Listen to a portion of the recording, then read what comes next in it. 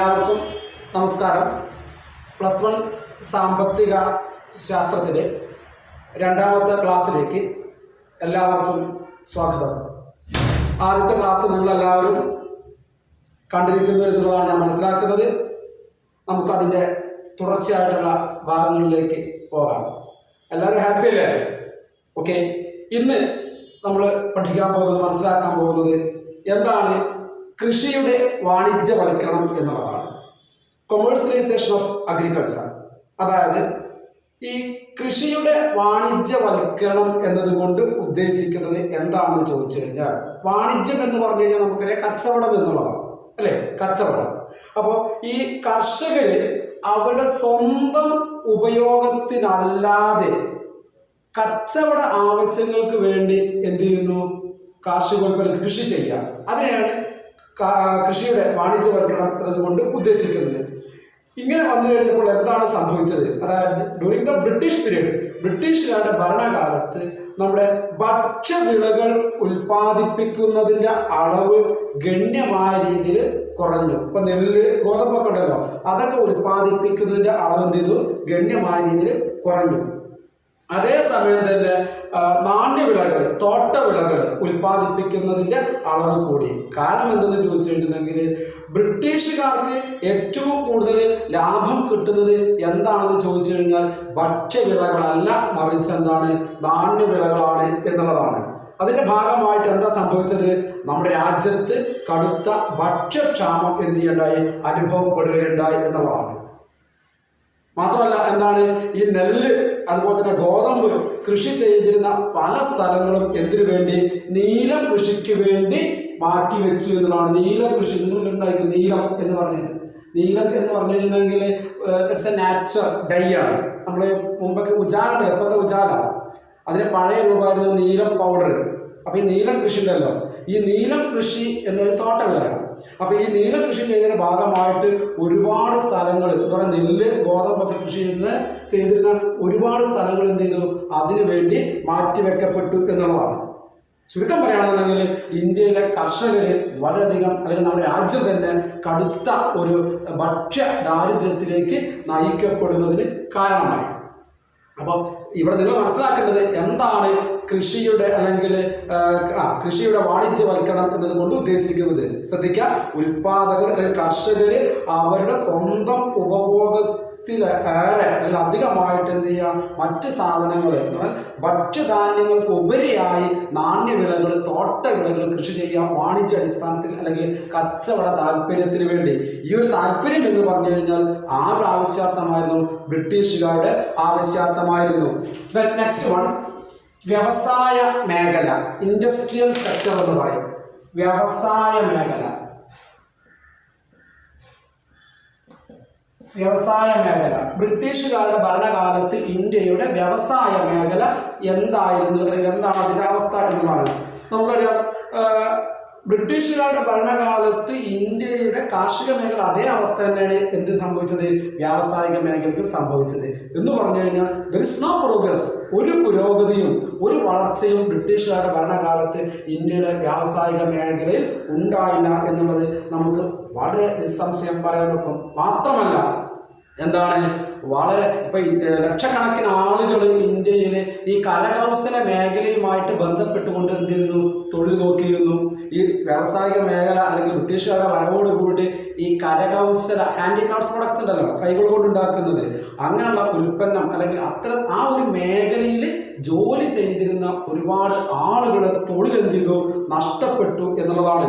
അതിൻ്റെ കാരണം ബ്രിട്ടനിലെ വ്യവസായങ്ങളിൽ ഉൽപ്പാദിപ്പിച്ച, ഇവിടെ നമ്മുടെ രാജ്യത്ത്, അതായത് ഇന്ത്യയിൽ ഉൽപ്പാദിപ്പിക്കുന്ന കരകൗശല ഉൽപ്പന്നങ്ങളോട് സമാനമായ രീതിയിലുള്ള കരകൗശല ഉൽപ്പന്നങ്ങൾ വളരെ കുറഞ്ഞ ചെലവിൽ ബ്രിട്ടനിലെ വ്യവസായങ്ങളിൽ ഉൽപ്പാദിപ്പിക്കാൻ സാധിച്ചു. ആ ഉൽപ്പന്നങ്ങൾ കുറഞ്ഞ വിലയ്ക്ക് എന്ത് ചെയ്തു? അവർ നമ്മുടെ രാജ്യത്ത് കൊണ്ടുവന്ന് വിറ്റു എന്നുള്ളതാണ്. അപ്പൊ അതിന്റെ ഭാഗമായി നമുക്കറിയാം, ഇപ്പം ഒരു എക്സ് എന്ന് പറയുന്ന ഒരു സാധനം, ഒരു കരകൗശല ഉൽപ്പന്നമാണെന്ന് വിചാരിക്കാം. എക്സ് എന്ന് പറയുന്ന ഒരു സാധനം, ആ സാധനത്തിന് ബ്രിട്ടൻ ഉൽപ്പാദിപ്പിച്ച് ഇവിടെ കൊടുത്ത് വെക്കുന്നതിന് 50 രൂപ, നമ്മൾ വാങ്ങിക്കുമ്പോൾ 50 രൂപ. അതേസമയം സെയിം പ്രൊഡക്റ്റ് നമ്മുടെ ഇവിടെ ഉണ്ടാക്കിയിട്ട് വിൽക്കുകയാണെന്നുണ്ടെങ്കിൽ, നമ്മൾ വാങ്ങിക്കുകയാണെങ്കിൽ അതിന് 75 രൂപ കൊടുക്കേണ്ട ഒരു സാഹചര്യവും സ്വാഭാവികമായിട്ട് നമ്മൾ 50 രൂപയുടെ വാങ്ങിക്കുള്ളൂ, അല്ലേ? അപ്പൊ അതിന്റെ ഒരു പ്രശ്നം എന്ന് വെച്ചിട്ടുണ്ടെങ്കിൽ എന്താണ്, അവർക്ക് എന്താ പറയുക, ബ്രിട്ടൻ അല്ലെങ്കിൽ ബ്രിട്ടീഷുകാർക്ക് ആ ഉൽപ്പന്നം കൊടുത്ത് വിറ്റഴിക്കാൻ 50 രൂപയ്ക്ക് വിറ്റഴിച്ചാൽ അവർക്ക് ലാഭമാണ്. കാരണം അവിടെ എന്താണ്, മെഷീൻസ്, യന്ത്ര ഉപകരണങ്ങൾ ഉപയോഗിച്ചുകൊണ്ടാണ്, വ്യവസായശാലകളാണ് ഉൽപ്പാദിപ്പിക്കുന്നത്. അതുകൊണ്ട് കുറഞ്ഞ ചെലവിൽ ഉൽപ്പാദിപ്പിക്കാൻ സാധിക്കും.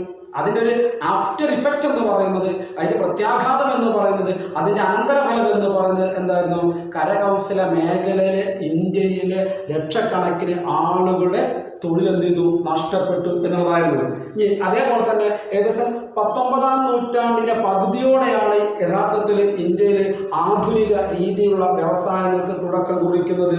അതായത് ഈ ആദ്യഘട്ടത്തിൽ ഇപ്പം മഹാരാഷ്ട്രയിൽ തുണി മില്ലുകൾ എന്ത് ചെയ്യുണ്ടായി? ഉൽപ്പാദിപ്പിക്കുകയുണ്ടായി.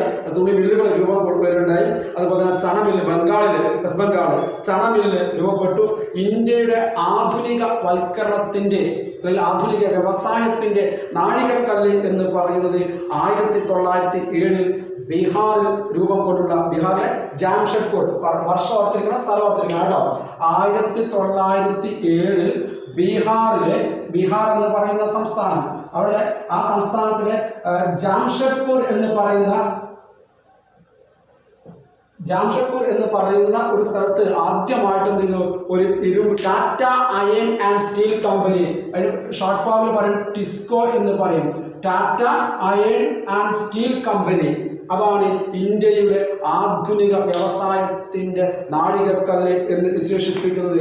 അതോടുകൂടി, അല്ലെങ്കിൽ ആ 1907 ഈ ബീഹാർ എന്ന് പറയുന്ന സംസ്ഥാനത്തിൽ ജാംഷഡ്പൂർ എന്ന് പറയുന്ന സ്ഥലത്ത് ഈ ടിസ്കോ എന്ന് പറയുന്ന കമ്പനി വന്നതോടുകൂടി, ഇരുമ്പുരുക്കുശാല വന്നതോടുകൂടി മറ്റ് പലതരത്തിലുള്ള വ്യവസായങ്ങൾ രൂപപ്പെട്ടു. അതായത് രാസവള വ്യവസായം, പഞ്ചസാര വ്യവസായം, സിമന്റ് വ്യവസായം, റബ്ബർ വ്യവസായം, ഇതെല്ലാം തന്നെ എന്ത് ചെയ്യണ്ടായി?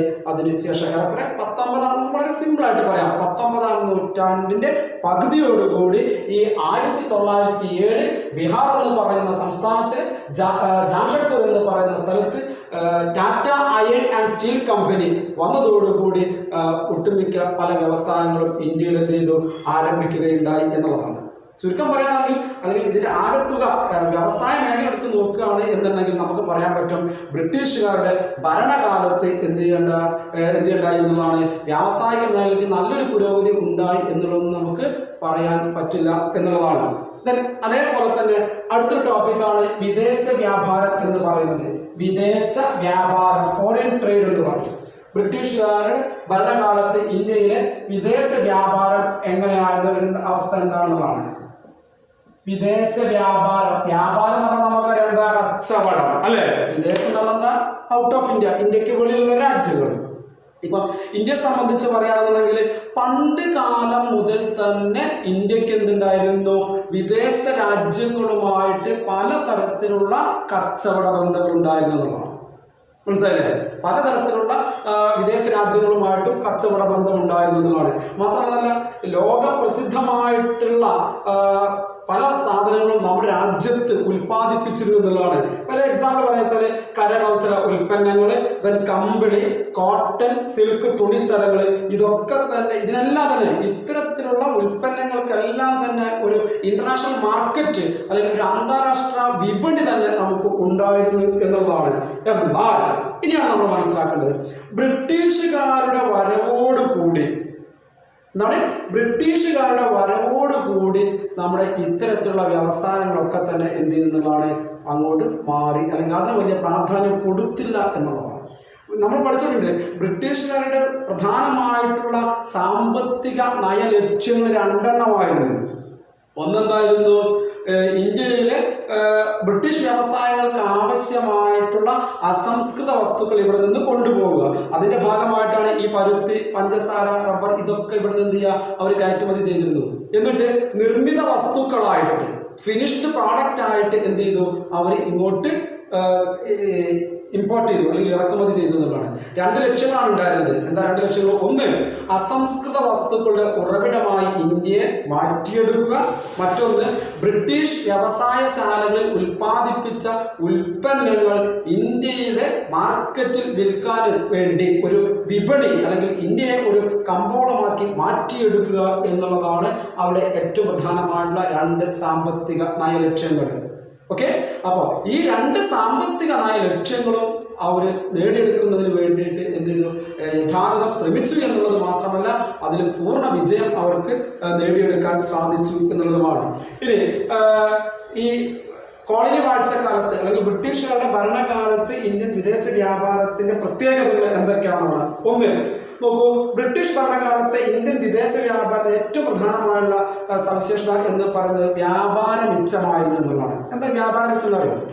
ഇപ്പം ഈ വിദേശ രാജ്യങ്ങളുമായിട്ട്, ഇപ്പം ബ്രിട്ടന്റെ അണ്ടറിലാണല്ലോ നമ്മുടെ രാജ്യം. അപ്പൊ ഈ വിദേശ രാജ്യങ്ങളുമായിട്ട് ഉണ്ടാകുന്ന ഇത്തരത്തിലുള്ള കച്ചവടത്തിൽ നിന്നൊക്കെ കിട്ടുന്ന അല്ലെങ്കിൽ വ്യാപാരവുമായിട്ട് ബന്ധപ്പെട്ട് കിട്ടുന്ന മെച്ചം നേട്ടം ഉണ്ടായിരുന്നു, നല്ല നേട്ടമായിരുന്നു. പക്ഷെ അങ്ങനെ കിട്ടുന്ന പണം, തുക ഒരു നമ്മുടെ രാജ്യത്തിന്റെ വികസനത്തിന് വേണ്ടി എന്ത് ചെയ്തില്ല? ചെലവഴിച്ചില്ല എന്നുള്ളതാണ്. നമ്മുടെ രാജ്യത്തിന് വേണ്ടിയിട്ടോ നമ്മുടെ രാജ്യത്തിലെ ജനങ്ങൾക്ക് വേണ്ടിയിട്ടോ അല്ലെങ്കിൽ ഒന്നും തന്നെ അവരെന്തില്ല വിനിയോഗിച്ചില്ല എന്നുള്ളതാണ് ഈ വ്യാപാര മിച്ചം കൊണ്ട്. മറിച്ച് എന്താണ് അവർ ചെയ്തത് എന്നുള്ളതാണ്, ഇങ്ങനെ കിട്ടിയ പണം, ഇങ്ങനെ കിട്ടിയ ലാഭം അവരുടെ ആവശ്യങ്ങൾക്ക് വേണ്ടിയിട്ട് എന്താ ഈ ധാരാളം ബ്രിട്ടീഷ് ഭരണാധിപന്മാരുടെ സുഖലോലുപമായിട്ടുള്ള നല്ല ജീവിതത്തിന് വേണ്ടിയിട്ട് എന്ത് ചെയ്തു? അവർ മാറ്റിവെച്ചു എന്നുള്ളതാണ്. അതുപോലെ തന്നെ മറ്റൊന്ന് പറയുന്നത്, ഇങ്ങനെ ഈ വ്യാപാര മിച്ചത്തിലൂടെ ഇന്ത്യക്ക് ധാരാളം സ്വർണവും വെള്ളിയും ലഭിക്കേണ്ടതിന് പകരം ഈ മിച്ചം മുഴുവനും എന്ത് ചെയ്തു? അവരുടെ ഉദ്യോഗസ്ഥന്മാരുടെ ഭരണച്ചെലവിന് വേണ്ടി എന്ത് ചെയ്തു? അവർ മാറ്റിവെച്ചു എന്നുള്ളതാണ്. മാത്രമല്ല മറ്റൊരു സവിശേഷത, നിത്യോപയോഗ സാധനങ്ങൾക്ക് ക്ഷാമവും വിലക്കയറ്റവും ഉണ്ടായി എന്നുള്ളതാണ്, നേരിടേണ്ടി വന്നുള്ളതാണ്. നമ്മൾ പറഞ്ഞ നിത്യോപയോഗ സാധനങ്ങൾ നമ്മൾ ഈ നെല്ല്, ഗോതമ്പ്, പഞ്ചസാര അങ്ങനെയുള്ള സാധനങ്ങൾ, നിത്യോപയോഗ സാധനങ്ങൾ അത് ഉൽപ്പാദിപ്പിക്കുന്ന അളവ് കുറഞ്ഞു. നമുക്കറിയാം, ഒരു സാധനത്തിന് വില കൂടുന്നത് എപ്പോഴാണ്? അത് കിട്ടുന്നതിൻ്റെ അളവ് കുറവാകുമ്പോഴാണ്. അപ്പോൾ ഇങ്ങനെ നിത്യോപയോഗ സാധനങ്ങൾക്ക് എന്ത് ചെയ്തു? വളരെയധികം ക്ഷാമം നേരിട്ടു എന്നുള്ളത് ഏറ്റവും പ്രധാനമായിട്ടുള്ള ഒരു പ്രത്യേകതയായിരുന്നു. പിന്നെ മറ്റൊന്ന് പറയുന്നത്, ഈ വിദേശ വ്യാപാരത്തിലൂടെ ഉണ്ടാക്കിയിട്ടുള്ള ഈ ലാഭമായിരുന്നു യുദ്ധ ചെലവിനും മറ്റും വേണ്ടി അവർ വിനിയോഗിച്ചിരുന്നത് എന്നുള്ളതാണ് പറയുന്നത്. വളരെ സിമ്പിളായിട്ട് പറയാൻ പറ്റും. എന്താ? വിദേശ വ്യാപാരത്തിലൂടെ ഇന്ത്യയിലുള്ള പണം അല്ലെങ്കിൽ സമ്പത്ത് ഒരു രീതിയിലല്ലെങ്കിൽ മറ്റൊരു രീതിയിലൂടെ എന്ത് ചെയ്തു? ബ്രിട്ടനിലേക്ക് ഒഴുകിപ്പോകുന്ന ഒരു അവസ്ഥയാണ് നമുക്ക് കാണാൻ സാധിച്ചത് എന്നുള്ളതാണ്. ഓക്കെ, അപ്പോൾ ഇത്രയുമാണ് ഇന്നത്തെ ടോപ്പിക്കിൽ നമ്മൾ പറയുന്നത്. ഓക്കെ, അടുത്ത ടോപ്പിക്കിലേക്ക് നമ്മൾ കടക്കുകയാണ്. ജനസംഖ്യാസ്ഥിതി എന്നതാണ്. അതായത് ബ്രിട്ടീഷുകാരുടെ ഭരണകാലത്ത് ഇന്ത്യയുടെ ജനസംഖ്യാ സ്ഥിതി എന്താണെന്നുള്ളതാണ്. നമുക്കറിയാം, ഇന്ത്യയിൽ ആദ്യമായി സെൻസസ് നടന്നത് 1881-ലാണ്. 1881-ലാണ് സെൻസസ് എന്നൊക്കെ പറയും. കാനേഷുമാരി കണക്ക് സെൻസസ് എന്നൊക്കെ പറയും. 10 വർഷം കൂടുമ്പോഴാണ് എന്ത് ചെയ്യാറ്? ജനസംഖ്യാ കണക്കെടുപ്പ് നടത്താറ്. ഇനി ഇവിടെ നമ്മൾ പ്രധാനമായിട്ട് മനസ്സിലാക്കേണ്ടത് എന്താ വെച്ചിട്ടുണ്ടെങ്കിൽ, പ്രശസ്ത സാമ്പത്തിക ശാസ്ത്രജ്ഞനായിട്ടുള്ള റോബർട്ട് മാൽത്യൂസ് എന്ന് പറയുന്ന സാമ്പത്തിക ശാസ്ത്രജ്ഞന്റെ ഒരു തിയറിയാണ് ജനസംഖ്യാ പരിവർത്തന സിദ്ധാന്തം എന്ന് പറയും. എന്താണ് ജനസംഖ്യാ പരിവർത്തന സിദ്ധാന്തം? ഇംഗ്ലീഷിൽ പറയും ഡെമോഗ്രാഫിക് ട്രാൻസിഷൻ തിയറി എന്ന്. അതായത് ഒരു രാജ്യത്തിന്റെ സാമ്പത്തിക വികസനവും അതുപോലെ തന്നെ ജനസംഖ്യയും തമ്മിലുള്ള ബന്ധത്തെ കാണിക്കുന്ന ഒരു സിദ്ധാന്തമാണ് അല്ലെങ്കിൽ തിയറിയാണ് എന്തെന്ന് പറയുന്നത് ജനസംഖ്യ പരിവർത്തന സിദ്ധാന്തം എന്ന് പറയുന്നത്. ഇനി ഈ ജനസംഖ്യ പരിവർത്തന സിദ്ധാന്തത്തിന് പ്രധാനമായിട്ടും 3 ഘട്ടങ്ങളാണുള്ളത്. ശ്രദ്ധിക്കണം, ജനസംഖ്യ പരിവർത്തന സിദ്ധാന്തത്തിന് 3 ഘട്ടങ്ങൾ എന്ന് പറഞ്ഞു കഴിഞ്ഞാൽ ഈ ലോകത്തിലെ ഏതൊരു രാജ്യവും ജനസംഖ്യയുടെ ഈ 3 ഘട്ടങ്ങളിലൂടെയാണ് എന്ത് ചെയ്യുന്നത് കടന്നു പോകുന്നത് എന്നുള്ളതാണ് അദ്ദേഹം പറയുന്നത്. ആ 3 ഘട്ടങ്ങൾ വളരെ പ്രധാനപ്പെട്ടതാണ്. ഒന്നാമത്തെ ഘട്ടം ശ്രദ്ധിക്കാം. ഒന്നാമത്തെ ഘട്ടത്തിൽ എന്താ പറയുന്നത്? ജനന നിരക്കും മരണനിരക്കും കൂടുതലായിരിക്കും എന്നുള്ളതാണ്. ഞാൻ ബോർഡിൽ എഴുതിയിട്ടുണ്ട്, കാണും എന്നുള്ളതാണ് ഞാൻ മനസ്സിലാക്കുന്നത്. ജനനനിരക്ക് കൂടുതൽ, മരണനിരക്ക് കൂടുതൽ കേട്ടോ, കൂടുതൽ. അതായത് in the first stage of demographic transition birth rate and death rate is highest level എന്നുള്ളതാണ്. ശ്രദ്ധിക്കുക, ജനസംഖ്യ പരിവർത്തന സിദ്ധാന്തത്തിന്റെ ആദ്യഘട്ടത്തിൽ ജനനനിരക്കും മരണനിരക്കും കൂടുതലായിരിക്കും. ഒരു എക്സാമ്പിൾ പറയാച്ചാൽ 1000 പേര് ജനിക്കുന്നുണ്ടെങ്കിൽ 1000 പേര് എന്ത് ചെയ്യുന്നു, മരണപ്പെടുകയും ചെയ്യുന്നു എന്നുള്ളതാണ്. ദെൻ രണ്ടാമത്തെ ഘട്ടം നോക്കുക. രണ്ടാമത്തെ ഘട്ടത്തിൽ എന്താ പറയുന്നത്? ജനനനിരക്ക് കൂടുതൽ. ആദ്യത്തെ ഘട്ടത്തിൽ അതേപോലെ തന്നെ ജനനനിരക്ക് എന്തായിരിക്കും, കൂടുതലായിരിക്കും. അതേസമയം തന്നെ മരണനിരക്ക് കുറവായിരിക്കും. ഞാൻ ഇവിടെ കൂടുതൽ കുറവ് എന്നാണ് എഴുതിയുള്ളത്. എന്ത് ചെയ്യണം? ആദ്യത്തെ സെക്ഷനിൽ ജനനനിരക്കും രണ്ടാമത്തെ സെക്ഷനിൽ മരണനിരക്കുമാണ്. ഓക്കെ, അപ്പൊ രണ്ടാമത്തെ ഘട്ടത്തിൽ ജനനനിരക്ക് കൂടുതൽ, ആദ്യത്തെ അതേപോലെ തന്നെ, ആദ്യത്തെ ഘട്ടത്തിൽ അതേപോലെ തന്നെ, അതേസമയം തന്നെ മരണനിരക്ക് എന്തായിരിക്കും, കുറവായിരിക്കും. ഇനി മൂന്നാമത്തെ ഘട്ടത്തിൽ ശ്രദ്ധിക്കുക, ജനനനിരക്കും മരണനിരക്കും എന്തായിരിക്കും, വളരെ കുറവായിരിക്കും എന്നുള്ളതാണ് പറയുന്നത്. ഇങ്ങനെ 3 ഘട്ടങ്ങളാണ് പ്രധാനമായിട്ടും ഈ ജനസംഖ്യ പരിവർത്തന സിദ്ധാന്തത്തിന്റെ ഘട്ടത്തിൽ പറയുന്നത്. ഇനി 1921 വരെ ശ്രദ്ധിക്കണം, 1921 വരെ ഇന്ത്യ ജനസംഖ്യ പരിവർത്തന സിദ്ധാന്തത്തിന്റെ 1ാമത്തെ ഘട്ടത്തിലായിരുന്നു. അതിനുശേഷം എന്താണ്, ഇന്ത്യ 2ാമത്തെ ഘട്ടത്തിലേക്ക് പ്രവേശിച്ചു. ഇന്ത്യ 2ാമത്തെ ഘട്ടത്തിലേക്ക് പ്രവേശിച്ചത് എന്താണ്? ആഫ്റ്റർ 1921, 1921 ശേഷമാണ്. ശരിക്കും ഈ 3 ഘട്ടങ്ങളിലെ 2ാമത്തെ ഘട്ടമാണ് ഭയങ്കര ഡേഞ്ചർ ആയിട്ടുള്ളത്, അപകടമായിട്ടുള്ളത്. കാരണം പോപ്പുലേഷൻ എക്സ്പ്ലോഷൻ എന്നാണ് പറയാറ്, മനസ്സിലായില്ല, ജനസംഖ്യാ സ്ഫോടനം എന്നാണ് പറയാറ്. എന്താ കാരണം? ജനനനിരക്ക് കൂടുതൽ, മരണനിരക്ക് കുറവ്. 1000 പേര് ജനിക്കുന്നുണ്ടെങ്കിൽ 100 പേരെ എന്ത് ചെയ്യുന്നുള്ളൂ, മരണപ്പെടുന്നു എന്നുള്ളതാണ്. ജനസംഖ്യ, ഒരു റാപ്പിഡ് ഗ്രോത്ത് ഓഫ് പോപ്പുലേഷൻ, ജനസംഖ്യയിൽ ക്രമാതീതമായിട്ടുള്ള വർധനവ് ഉണ്ടാകുന്നു എന്നുള്ളതാണ്. ഓക്കെ, അപ്പൊ ഇത്രയുമാണ് ജനസംഖ്യാ സ്ഥിതിയുമായിട്ട് ബന്ധപ്പെട്ടുകൊണ്ട് നമ്മൾ മനസ്സിലാക്കേണ്ടത്. ഇനി അടുത്ത സെക്ഷൻ ശ്രദ്ധിക്കാം, തൊഴിൽ ഘടന എന്നുള്ളതാണ്. തൊഴിൽ ഘടന, ബ്രിട്ടീഷുകാരുടെ ഭരണകാലത്തെ തൊഴിൽ ഘടന എന്താണ് എന്നുള്ളതാണ്. തൊഴിൽ ഘടന, എംപ്ലോയ്മെന്റ് സ്ട്രക്ചർ എന്ന് പറയും ഇംഗ്ലീഷില്. തൊഴിൽ ഘടന അതായത് നമുക്കറിയാം, ഇന്ത്യ ഒരു കാർഷിക സമ്പദ് വ്യവസ്ഥയാണ് അല്ലെ എന്ന് പറഞ്ഞു കഴിഞ്ഞാൽ ഒരു 80 or 85% of the total population, മൊത്തം ജനസംഖ്യയിൽ ഒരു 80-85% ആളുകൾ ആദ്യ കാലഘട്ടങ്ങളിൽ, ഇപ്പം പറഞ്ഞു വന്നു, കാർഷിക മേഖലയായിരുന്നു എന്ത് ചെയ്യുന്നത്, ആശ്രയിച്ചിരിക്കുന്നത് എന്നുള്ളതാണ് പറഞ്ഞിരുന്നത്. എന്താണ് ഈ തൊഴിൽ ഘടന എന്നതുകൊണ്ട് ഉദ്ദേശിക്കുന്നത്? അതായത് വിവിധ തൊഴിൽ മേഖലയിൽ ജോലി ചെയ്യുന്ന ആളുകളെ അല്ലെങ്കിൽ പണിയെടുക്കുന്ന ആളുകളെ എണ്ണമാണ് എന്തുകൊണ്ട് ഉദ്ദേശിക്കുന്നത്, തൊഴിൽ ഘടന എന്നതുകൊണ്ട് ഉദ്ദേശിക്കുന്നത്. അപ്പോൾ ഇവിടെ നമ്മൾ മനസ്സിലാക്കേണ്ടത് എന്തെന്ന് വെച്ചിട്ടുണ്ടെങ്കിൽ, തൊഴിൽ മേഖലകളെ പ്രധാനമായിട്ടും 3 തരംതിരിക്കാം. ഇത്രയാണ് 3. ഒന്നാമതായി പറയുന്നത് പ്രാഥമിക മേഖല, പ്രൈമറി സെക്ടർ, പ്രാഥമിക മേഖല. രണ്ടാമതായിട്ട് പറയുന്നത് ദ്വിതീയ മേഖല, മൂന്നാമതായിട്ട് പറയുന്നത് തൃതീയ മേഖല. ഇനി ചിലപ്പോൾ നിങ്ങളുടെ പുസ്തകത്തിൽ അല്ലെങ്കിൽ ബ്രാക്കറ്റിലൊക്കെ കൊടുത്തിട്ടായിരിക്കും എന്താണ്, ഈ പ്രാഥമിക മേഖലയെ നമ്മൾ കാർഷിക മേഖല എന്ന് പറയും, ദ്വിതീയ മേഖലയെ നമ്മൾ വ്യവസായ മേഖല എന്ന് പറയും, അതുപോലെ തന്നെ തൃതീയ മേഖലയെ നമ്മൾ സേവന മേഖല എന്ന പേരിലും അറിയപ്പെടും. ഓക്കെ, സേവന മേഖല. ഇങ്ങനെ ഈ 3 മേഖലകളിലും ഇന്ത്യയിലെ എത്ര ശതമാനത്തോളം ആളുകൾ, ശ്രദ്ധിക്കാം, ഈ 3 മേഖലകളിലും ഇന്ത്യയിലെ എത്ര ശതമാനത്തോളം ആളുകൾ തൊഴിൽ ചെയ്യുന്നു എന്നുള്ളതാണ് തൊഴിൽ ഘടന എന്നതുകൊണ്ട് ഉദ്ദേശിക്കുന്നത്.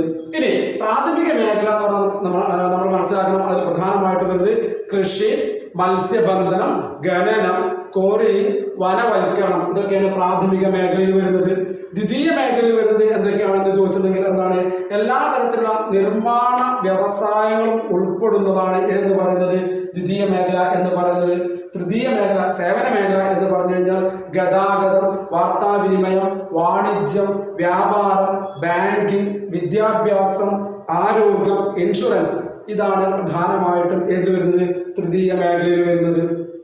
ഇനി നിങ്ങളുടെ പുസ്തകത്തിൽ ശ്രദ്ധിച്ചാൽ കാണാൻ പറ്റുന്നത് ഒരു ബോക്സ്. എന്താ ബോക്സിൽ പറയുന്നത്?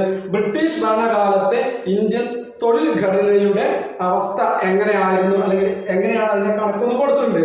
അതായത് കാർഷിക മേഖലയിൽ ശ്രദ്ധിക്കുക, കാർഷിക മേഖലയിൽ 70-75% ആളുകളും ബ്രിട്ടീഷ് ഭരണകാലത്ത് എന്തായിരുന്നു? കാർഷിക മേഖലയായിരുന്നു. എത്ര? 70 മുതൽ 75%. എന്ന് പറഞ്ഞാൽ 100 ആളുകളുണ്ട് എന്നുണ്ടെങ്കിൽ അതിൽ 70-75 ആളുകൾ ഏത് മേഖലയായിരുന്നു ആശ്രയിച്ചത്? കാർഷിക മേഖലയായിരുന്നു. അതേസമയം തന്നെ വ്യവസായ മേഖല എന്ന് പറഞ്ഞു കഴിഞ്ഞിട്ടുണ്ടെങ്കിൽ എത്രയായിരുന്നു? 10% വ്യവസായ മേഖല, ഇൻഡസ്ട്രിയൽ സെക്ടർ. ദെൻ സേവന മേഖല എത്രയായിരുന്നു? 10 മുതൽ 20% ആളുകളായിരുന്നു.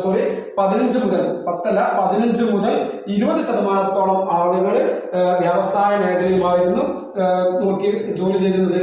കാർഷിക മേഖല, ദെൻ അതുപോലെ തന്നെ വ്യവസായ മേഖല, ദെൻ സേവന മേഖല. ഇത് പഠിച്ചു വെക്കണം കേട്ടോ. ഇതൊരു ബോക്സ് ആയിട്ട് നിങ്ങൾ ശരിക്കും പഠിച്ചു വെക്കണം. ശ്രദ്ധിക്കുക. During the British period in agriculture sector 70 or 75% of the total population are employed. Then industrial sector 10%, 10%. Then service sector എത്രയാണ്? 15 to 20, 15 മുതൽ 20% ആളുകൾ എവിടെയായിരുന്നു?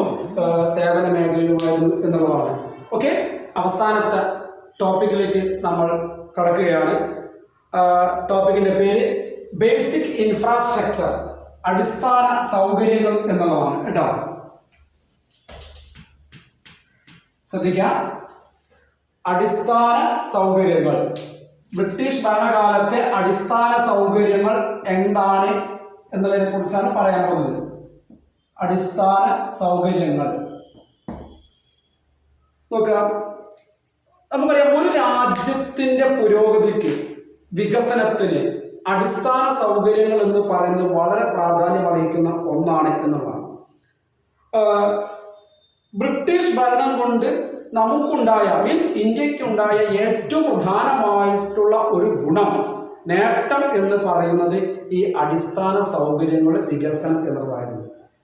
അതായത് കാർഷിക മേഖല. ശ്രദ്ധിക്കണം, കാർഷിക മേഖല ബ്രിട്ടീഷുകാർ വന്നതുകൊണ്ട് നമുക്ക് എന്താണ് ഗുണം ഉണ്ടായിട്ടില്ല.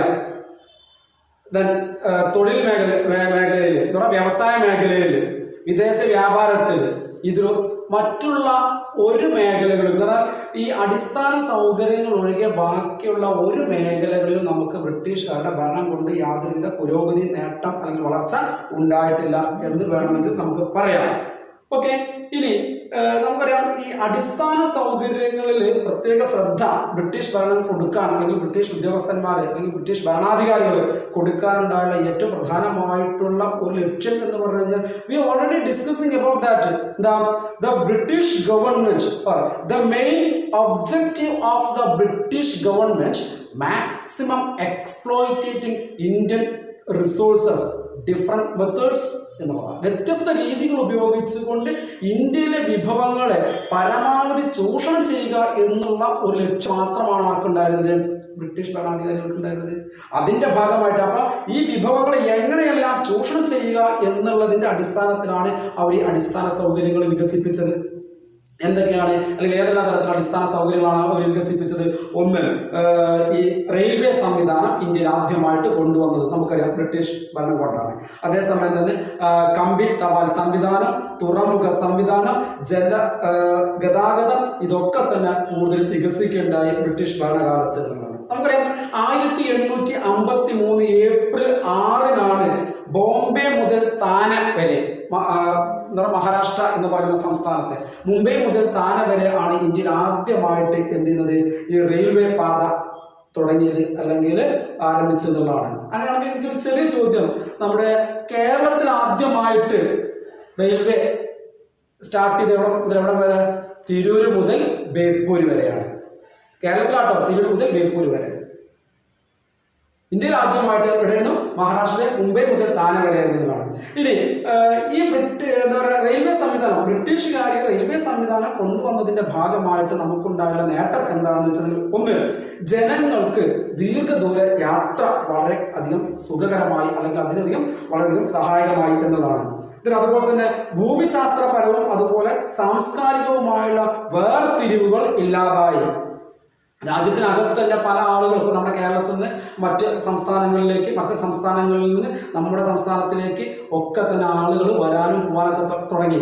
സാംസ്കാരികവും അതുപോലെ തന്നെ എന്താ പറയുന്നത് ഭൂമിശാസ്ത്രപരമായുള്ള ആ ഒരു വ്യത്യാസം ഇല്ലാതായി എന്നുള്ളതാണ്. പിന്നെ ഉൽപാദന കേന്ദ്രങ്ങളെയും വിപണികളെയും തമ്മിൽ പരസ്പരം ബന്ധിപ്പിക്കാൻ സാധിച്ചു.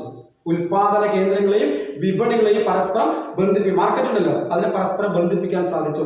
അതിൻ്റെ ഭാഗമായിട്ട് കമ്പോളങ്ങൾ ധാരാളം എന്ത് ചെയ്തു വന്നു എന്നുള്ളതാണ്. മാത്രമല്ല ഈ വ്യാപാരം, വാണിജ്യം, കച്ചവടം അത് കൂടുതൽ പുരോഗതിയിലേക്ക് നയിക്കപ്പെട്ടു. മറ്റൊന്ന് പറയുന്നത് നമ്മൾ ചർച്ച ചെയ്ത പോയിന്റായത് കാർഷിക മേഖല വാണിജ്യവൽക്കരണം എന്ന് പറഞ്ഞല്ലോ, അത് കൃഷിയുടെ വാണിജ്യവൽക്കരണത്തെ ത്വരിതപ്പെടുത്തി എന്നുള്ളതാണ്. ത്വരിതപ്പെടുത്തി എന്ന് പറഞ്ഞു കഴിഞ്ഞിട്ടുണ്ടെങ്കിൽ അത് വളരെ വേഗത്തിലാക്കി എന്നുള്ളതാണ്. ഓക്കെ, മാത്രമല്ല തുറമുഖം അതുപോലെ തന്നെ ജലഗതാഗത മേഖലയിലും ബ്രിട്ടീഷ് ഭരണം കൊണ്ട് നല്ല രീതിയിലുള്ള വികസനം ഉണ്ടായി. മാത്രമല്ല കമ്പി തപാൽ സംവിധാനം, പോസ്റ്റ് ഓഫീസ് സംവിധാനം, അതിലും വളരെയധികം പുരോഗതി ഉണ്ടായി. ഇത്തരം കാര്യങ്ങളാണ് ഈ ബ്രിട്ടീഷ് ഭരണം കൊണ്ട് നമ്മുടെ അടിസ്ഥാന സൗകര്യങ്ങൾ ഉണ്ടായത്. ഈ അടിസ്ഥാന സൗകര്യങ്ങൾ മാറ്റി നിർത്തിയാൽ ബാക്കി എല്ലാ മേഖലകളിലും ബ്രിട്ടീഷ് ഭരണം കൊണ്ട് നമുക്ക് വലിയ നേട്ടങ്ങളൊന്നും ഉണ്ടായിട്ടില്ല എന്നുള്ളതാണ് പറയുന്നത്. ഓക്കെ, ഇതോടുകൂടി ഈ ഫസ്റ്റ് ചാപ്റ്റർ എന്ത് ചെയ്യാണ് അവസാനിക്കുകയാണ്. നിങ്ങൾക്ക് എല്ലാവർക്കും ഈ പാഠഭാഗം കൃത്യമായിട്ട് മനസ്സിലായി എന്ന് ഞാൻ കരുതുന്നു. നിങ്ങൾക്ക് എന്തെങ്കിലും സംശയമുണ്ടെങ്കിൽ ഗ്രൂപ്പിൽ പോസ്റ്റ് ചെയ്യുക, അല്ലെങ്കിൽ പേഴ്സണലായിട്ട് വിളിക്കുകയോ ചെയ്തിട്ടുണ്ടെങ്കിൽ ഞാനത് ക്ലാരിഫൈ ചെയ്ത് തരുന്നതായിരിക്കും. ഓക്കെ, നന്ദി, നമസ്കാരം, ബൈ.